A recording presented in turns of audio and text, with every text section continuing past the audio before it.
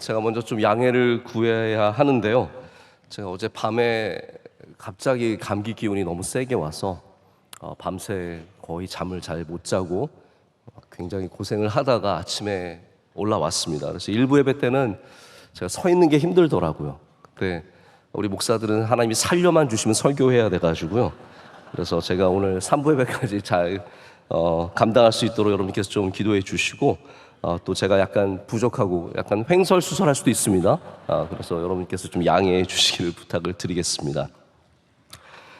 요즘 유튜브를 보면은 사람들이 이목을 끌기 위해서, 사람들의 주의를 끌기 위해서 쓰는 좀 지나친 제목들이 있습니다. 이거를 이제 젊은 사람들은 어그로라는 그러한 표현을 쓰는데, 뭐 예를 들어서 충격 명성교회 진실을 파헤치다, 김하나 목사의 비밀 장부를 밝힌다, 이런 거 여러분 어떻게 생각하십니까? 보면은 관심이 생기시는 분들이 의외로 많은 것 같습니다. 제가 성경과 충격이라는 단어를 놓고 한번 찾아봤더니 이런 제목의 영상도 있었어요. 성경에서 밝혀진 UFO의 충격 실체와 휴거. 이거는 거의 아무 말 대잔치처럼 막 아무거나 막 넣고 그리고 사람들 보라고 끌어당기는 거죠. 근데 이렇게 대단한 것을 가진 것처럼 포장해서 우리에게 보여주지만 막상 열어보면, 뚜껑을 열어보면, 포장을 풀어보면 그 안에 별게 없습니다.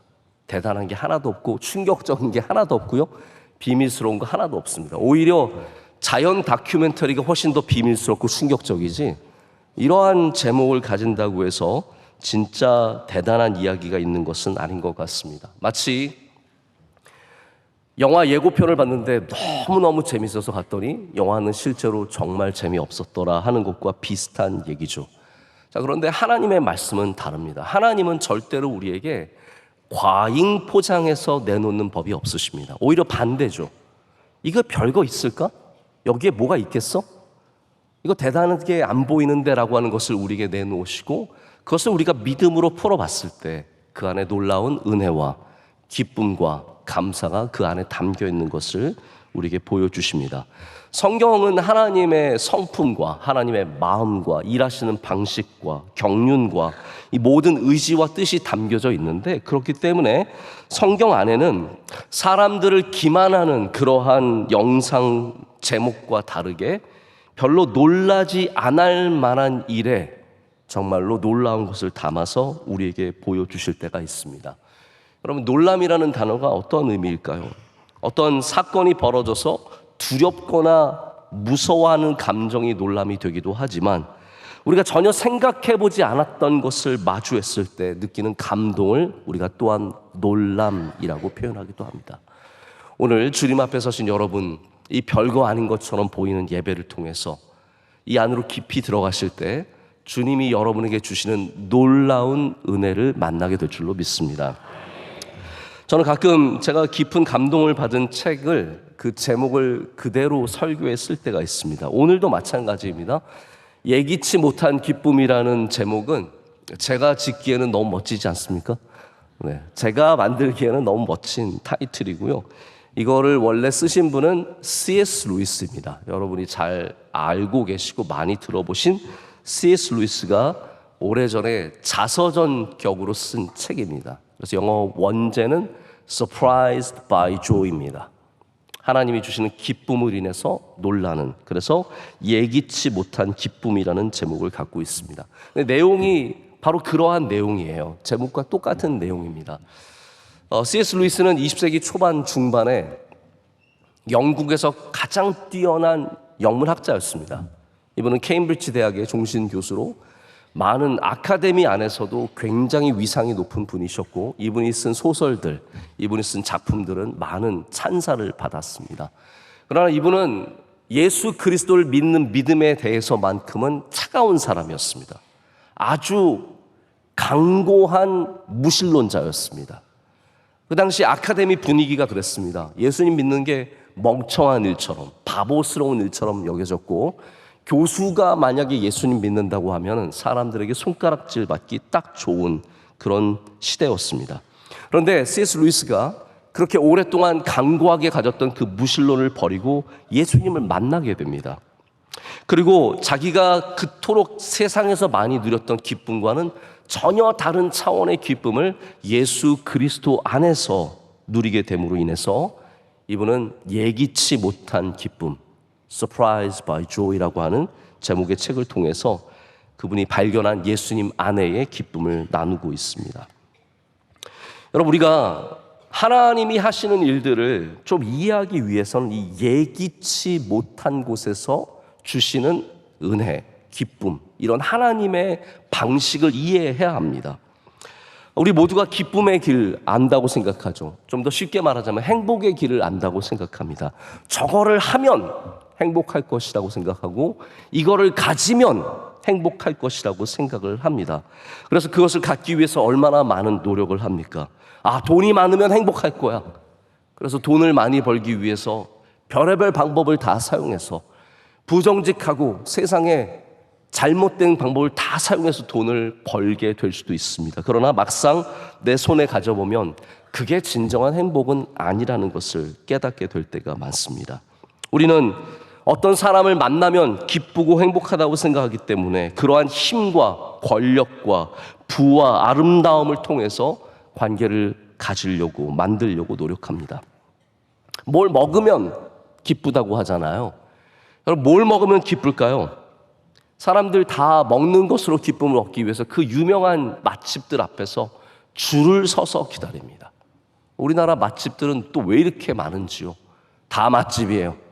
다 줄 서서 기다립니다. 저는 사실 식당에서 줄을 2, 30분 기다리는 것은 제 스타일은 아니에요. 아시죠?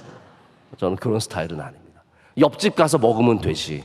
뭐 딴 데 가서 먹으면 되지. 그걸 굳이 막 기다려가지고 나오면 사진 딱 찍고 예뻐 어머나 그래가지고 막 먹으면서 이 천상의 맛을 알아요. 뭐 그러면서 막 이런 게 저는 제 스타일은 아니에요. 근데 그런 걸 먹으면 정말로 기쁠까요? 정말로 행복할까요? 잠시 지나가는 시간입니다. 좋은 사람 만나서 결혼하면 행복한 줄 알고 그 기쁨을 찾기 위해서, 그러니까 다 뻔한 것들의 기쁨이 있는 줄 알고 우리가 쫓아가죠. 근데 여러분, 1등을 해서 기뻐도요, 다시 1등을 하지 못하면 괴로워지는 게 우리 인생입니다. 우리가 갖고 있는 부와 건강과 명예와 아름다움과 이 수많은 것들이 바로 그런 지속성이 있는 게 아니라는 거죠. 반대로 우리에게 영원한 기쁨을 주시는 하나님의 은혜가 있습니다. 우리는 그것을 전혀 예상하지 못한 곳에서 찾습니다. 돈에서 찾는 게 아니라, 유명한 사람에게서 찾는 것이 아니라, 세상에서 어떻게 보면 가장 재미없을 것 같은 예배에서 우리는 하나님의 놀라운 기쁨과 은혜를 발견하게 됩니다. 제가 아마 젊은 사람들에게 물어보면 100이면 100, 솔직한 대답은 다 그걸 거예요. 예배가 좋으세요? 예배가 재밌으세요? 좋아서 오는 건 아니죠. 재밌어서 오는 건 아니죠. 교회가 여러분 좋으십니까? 평소에 아멘 하시더니 아멘도 안 하시네요. 이게 우리가 가장 기쁨을 얻을 만한 자리일까요? 여기 말고 성수동에, 어디 압구정동에, 어디 여의도에 가면 좋을 때가 얼마나 많겠습니까? 그런데 하나님은 하나님의 기쁨과 은혜를 우리가 예상치 못하는, 예기치 못하는 이런 자리에 다 담아두신 겁니다. 그래서 예배에 깊이 들어오면 우리가 힘을 얻게 되고 위로를 얻게 되고 능력을 갖게 되죠. 교회와 가까워지면 세상이 줄 수 없는 기쁨과 은혜를 경험하게 됩니다. 그래서 우리 그리스도인들은 이 기쁨의 에너지를 귀하게 여길 수 있어야 합니다. 여러분, 우리 살아가는데 다 에너지가 필요합니다. 애를 키우려고 해도 에너지가 많이 필요합니다. 그렇죠? 여기 부모님들 계시지 않습니까? 애 키우는 게 얼마나 힘든 일입니까? 얼마나 힘들면 아들 셋 키우는 엄마는 천국도 그냥 간다면서요? 근데 여러분, 제가 신학적으로 말씀드리자면 그러면 안 돼요. 그건 아니에요. 천국은 그냥 갈 수 없어요. 예수님을 믿음으로 고백해야만 갈 수 있어요. 아들이 1000명이어도 그냥 갈 수 있는 건 아니에요. 여러분, 애 키우는데도 많은 에너지가 소비가 되고 일하는데도 에너지가 소비가 됩니다. 머리를 쓰는데도 많은 에너지가 소비가 됩니다. 요즘에 우리나라도 이제 AI에 굉장히 깊은 관심을 갖고 있는데, AI라고 하는 이 자체가 전기를 어마어마하게 잡아먹는 시스템입니다. 이 서버들이 증설될수록 전기를 잡아먹는 양이 기하급수적으로 늘어나고 있습니다. 그래서 지금 우리나라도 앞으로 다가오는 AI의 수요를 감당하기 위해서 정부 자체가 전기를 증량하는 지금 얘기를 많이 하고 있습니다. 그 이유가 다른 이유가 아니에요. 이 컴퓨터 자체가 어마어마한 전력을 소모하기 때문입니다. 미국은 지금 아예 모자라서 아무 계획도 없어서 굉장히 큰 어려움을 당하고 있다는 얘기를 제가 들었습니다. 우리가 머리를 써도 마찬가지입니다. 머리를 써도 많은 에너지가 소비가 됩니다. 왜 여러분 중학생 아이가 그렇게 해롱해롱합니까? 머리를 많이 써서 그런 거예요. 잘 먹여야 되는 거예요. 에너지를 쓰기 때문에. 근데 여러분 우리가 이 에너지를 하나님 안에서 얻을 때 그게 강력한 에너지가 된다는 거죠. 잠시 좋은 곳에 가서 힐링하는 것도 좋지만 우리의 뿌리를 예수 그리스도에 깊이 내려서 그 안에서 누릴 때 그 기쁨이 우리를 붙잡아주고 앞으로 나아가게 하는 힘이 됩니다. 다만 우리가 그런 기쁨을 경험하기 위해서는 이렇게 예기치 못한 자리로 인도하시는, 오늘 본문의 내용이 그거 아닙니까?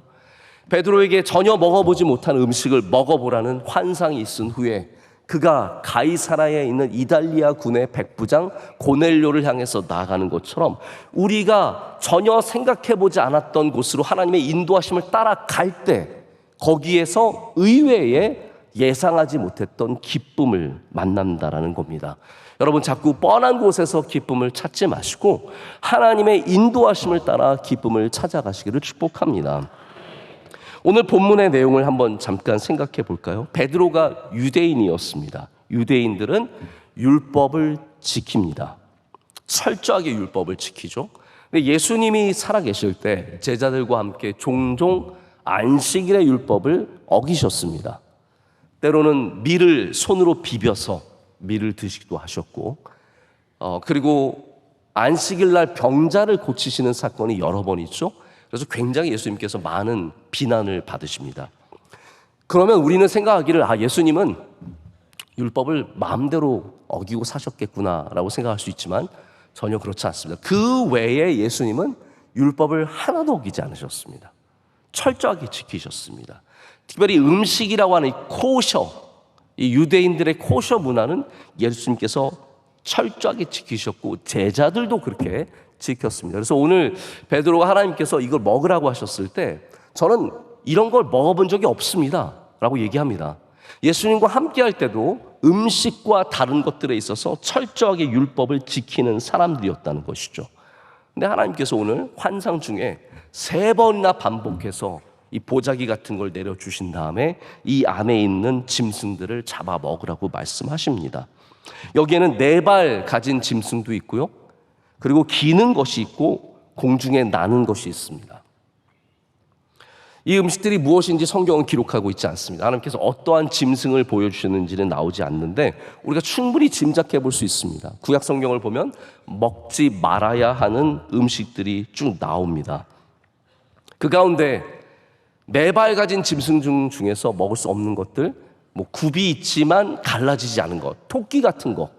어제 혹시 토끼탕 드셨습니까? 이런 거 못 먹는 겁니다. 돼지고기 특별히 못 먹습니다. 돼지고기는 삼겹살이든 목살이든 뭐든 아무것도 먹을 수 없는 것이 유대인들이었습니다. 나는 것 중에는 시체를 먹는 새들이 있습니다. 사체를 먹는, 시체니까 너무 무섭죠? 사체를 먹는 새들, 까마귀나 독수리 같은 그러한 새는 못 먹게 하셨습니다. 기는 것은 주로 곤충을 말합니다. 기는 것 중에는 날개가 있지만 날지 않는 곤충들은 또 하나님께서 못 먹게 하셨습니다. 아마 이런 것들을 골라서 하나님께서 보여주시고 먹으라고 하셨던 것 같습니다. 근데 여러분, 사람이 기호에 따라서 먹는 게 있기도 하고 안 먹는 게 있기도 합니다.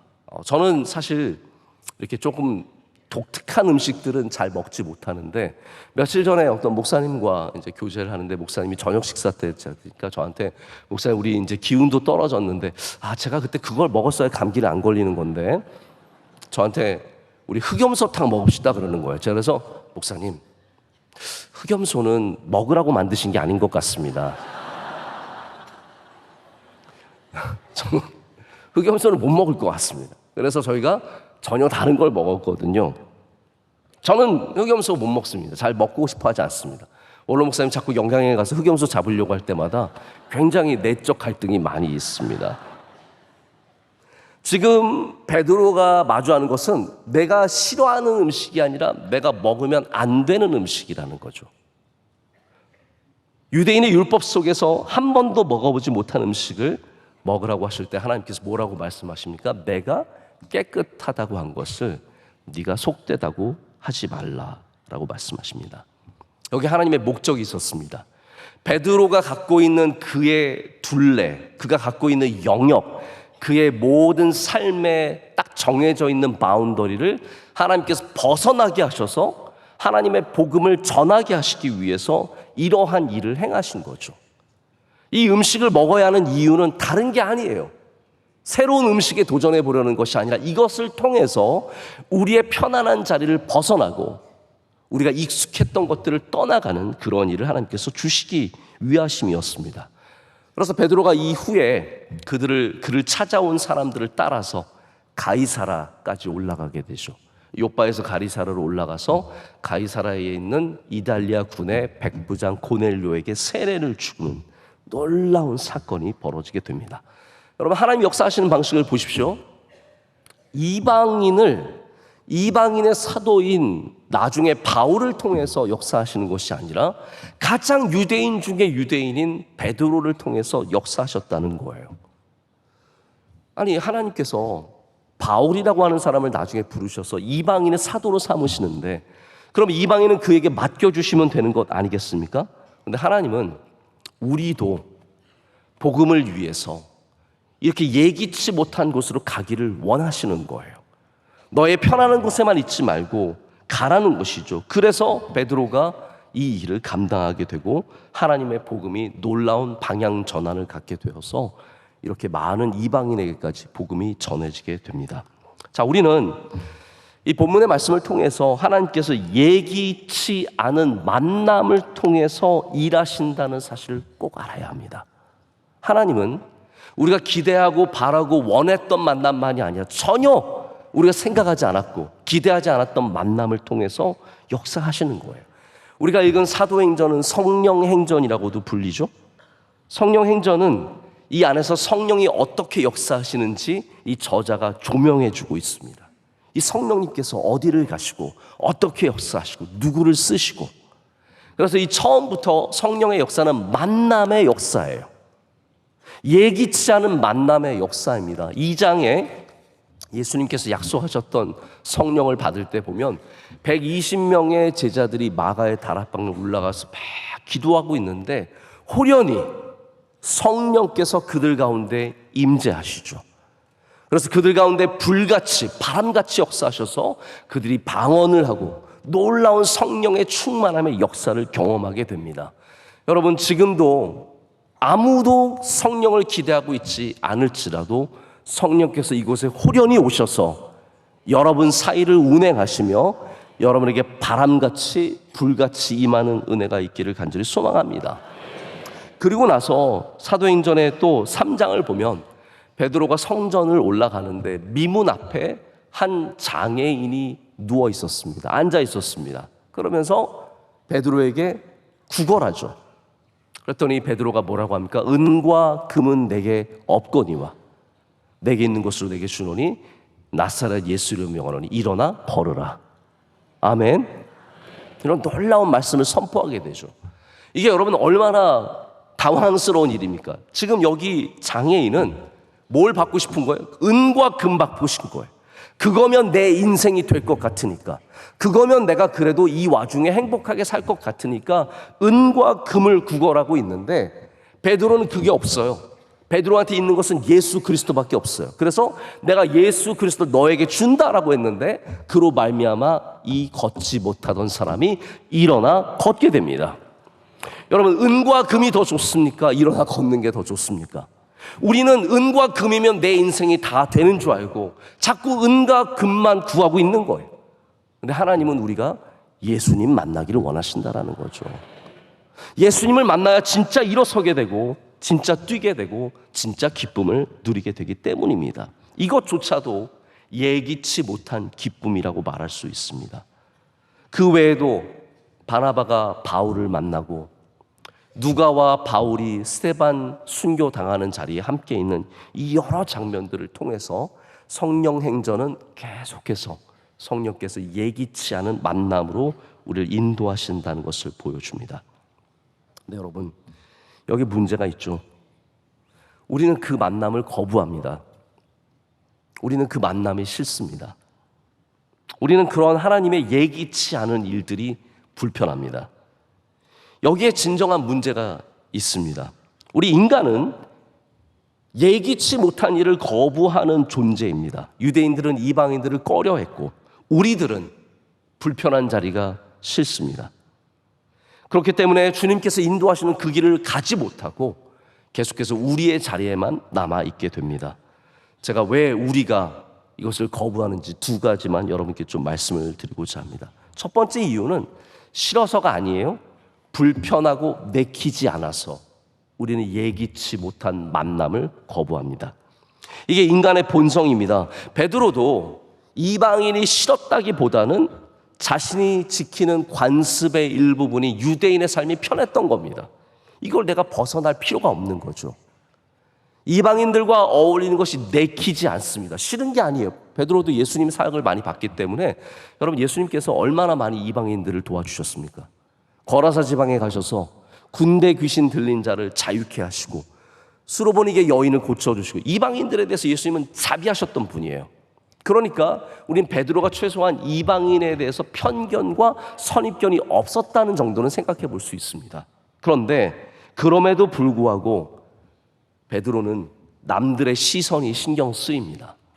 여러분, 예수님 믿을 때 남들이 이렇게 자꾸 보는 게 신경 쓰이시는 분들 있을 거예요.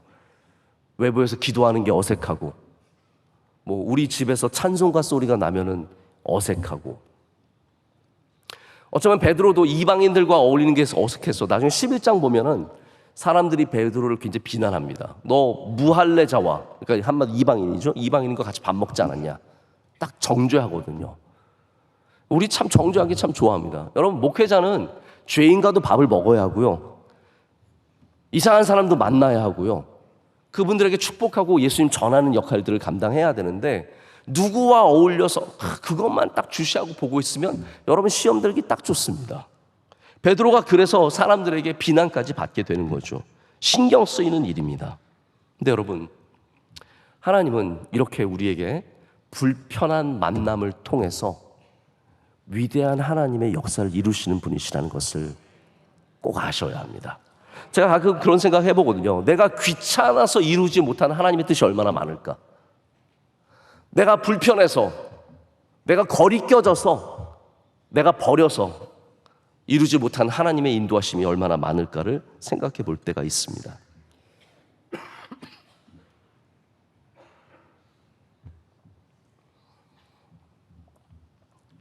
저는 사실 내키지 않은 만남을 통해서 정말로 큰 하나님의 은혜를 경험해 본 사람입니다.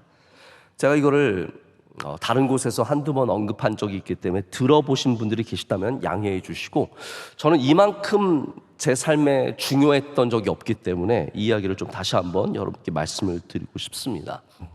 제가 논문을 한참 쓸 때였습니다. 한 2007년, 2008년 정도 됐던 것으로 기억하는데, 논문을 막 열심히 준비하면서 쓰고 있을 때 정말 어려운 게 하나 있었어요. 뭐가 어려웠냐면 방법론을 먼저 내야 돼요. 이 논문을 어떻게 쓸 것인가, 어떠한 방법에 기초해서 메소달라지라고 하는데, 이거는 지금 별로 관심 없으시죠? 들으시는데 이 논문이 어떠한 구조로 어떠한 논리로 진행될 것인지를 보여주는 명확한 샘플을 가지고 있으라는 말이에요. 그러니까 네 맘대로 쓰지 말고 우리 학계에서 인정받은 방식으로 써야 된다. 이게 메소달라지인데, 제가 이걸 찾는데 제가 공부한 분야를 공부한 사람이 많지 않으니까 너무 어려운 거예요. 그래서 힘들어가지고 당시에 사람도 잘 안 만나면서 굉장히 책 찾는데 몰두해 있을 때였습니다. 근데 저녁에 전화가 한 통 걸려왔어요. 우리 미국에 사셨던 분들은 아시겠지만 미국에 살면은 헬로우라고 받을 것 같죠? 아니에요. 다 여보세요라고 받아요. 나한테 전화할 사람이 한국 사람들밖에 없어요. 미국 사람들은 전화 안 해요. 근데 제가 여보세요 했더니 저 건너편에서 헬로우 그러는 거예요. 미국 사람의 그 동굴 목소리로 헬로우 그러는 거예요.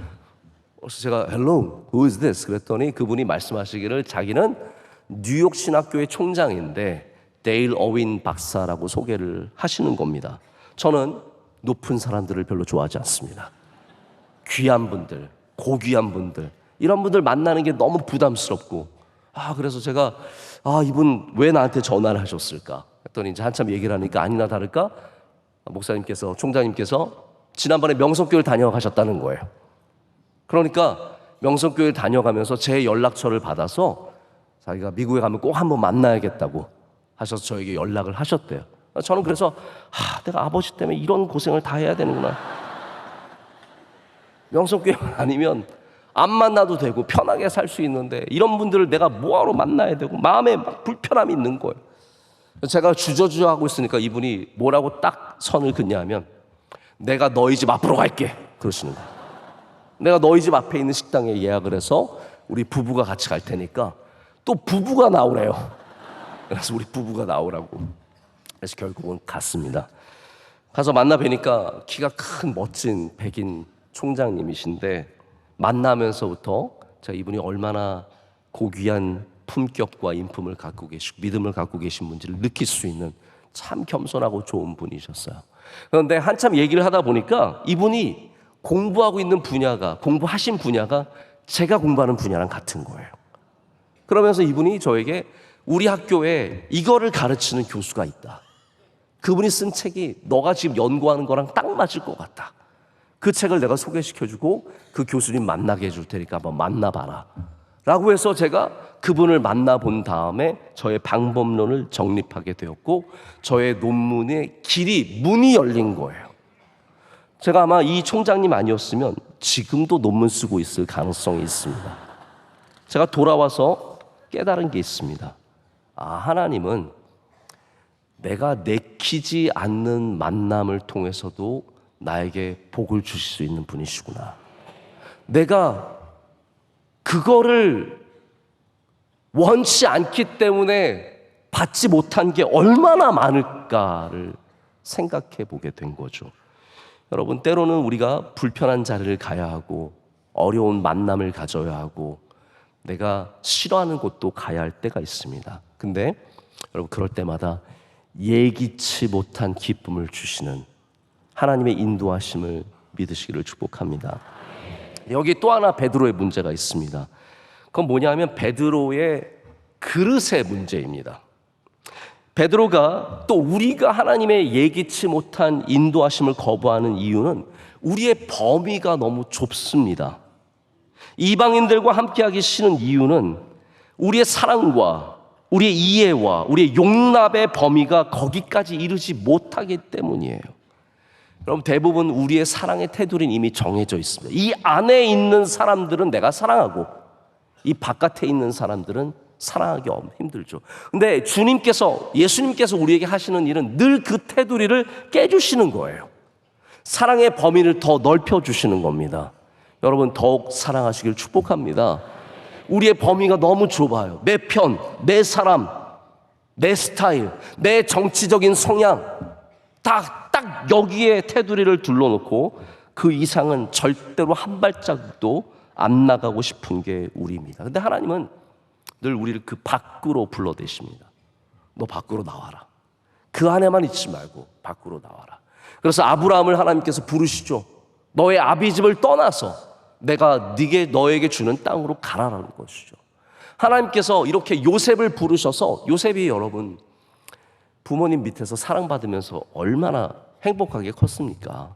좋은 옷 입고 색동 옷 입고 남들이 누리지 못하는 기쁨을 누리면서 컸는데 하나님께서 너 안 되겠다. 너의 범위를 내가 넓혀줘야겠다. 그래서 그 편안한 자리에서 끌어내셔서 애굽으로 갖다 집어넣으시고 감옥에도 넣으시고 억울한 일도 당하게 하시고 고난을 당하게 하시지 않습니까? 그것을 통해서 예기치 못한 구원의 역사가 바로 요셉을 통해서 일어나지 않습니까? 여러분, 우리의 편안한 자리에만 있으면 놀라운 일이 일어나지 않습니다. 우리가 때로는 이 범위를 넓혀서 깨고 나가야 거기서 일하시는 하나님을 만나게 된다는 거죠. 사람들이 대부분 끼리끼리 모입니다. 우리의 범위가 좁습니다. 그래야 부담감이 적죠. 스트레스도 덜 받죠. 그래서 끼리끼리 모이는 이 언어가, 이 표현이 모든 문화권에 다 있습니다. 유유상종, 영어에는 birds of a feather flock together예요. 같은 깃털을 가진 새들이 함께 모인다는 거죠. 저 이거 굉장히 신비한 것 같아요. 하나님의 역사, 하나님의 창조가 너무나 신비한 게, 참새들 보세요.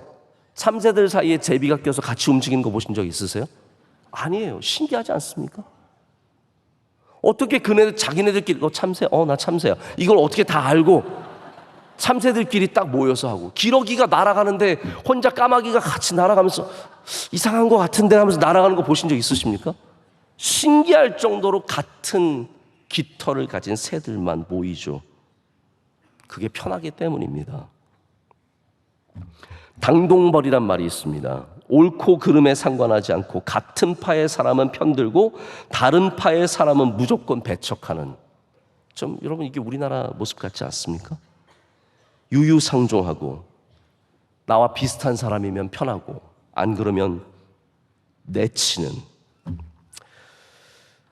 제가 참 우리나라 정치를 걱정할 정도까지 제가 훌륭한 사람은 아닌데, 우리나라 정치인들 중에 좀 그릇이 큰 분들이 계시면 좋겠다라는 생각은 종종 합니다. 그릇이 크면 품을 수 있는데 다들 딱 내 편, 내 사람, 내 팬덤, 나를 추종하는 사람들, 저 사람들은 불의한 사람들이고 우리는 정의로운 사람들이고, 교회도 별반 다르지 않습니다. 딱 우리 편 이렇게 모여서 그 너머를 절대로 한 발자국도 나가지 않는 일들을 보게 됩니다. 유대인들이 자기들끼리 예배드리는 게 훨씬 편하죠. 그래서 사도행전을 보면은 이방인들과 음식을 나누는 것 때문에 처음 갈등이 생기다가 집사들 뽑게 되는 겁니다. 이게 불편한 일이에요. 어려운 일이에요. 그러나 하나님은 우리의 그릇이 넓어지기를 원하시는 겁니다. 그래서 이방인에게 복음을 전하기 위해서 베드로를 부르시지만 베드로는 이게 불편하죠. 어렵죠. 왜냐하면 내가 해본 게 아니기 때문입니다.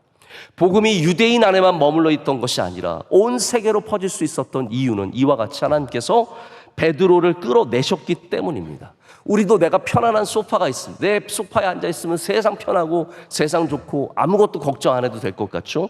근데 거기에만 머물러 있으면 우리는 단 하나도 일을 이룰 수 없습니다.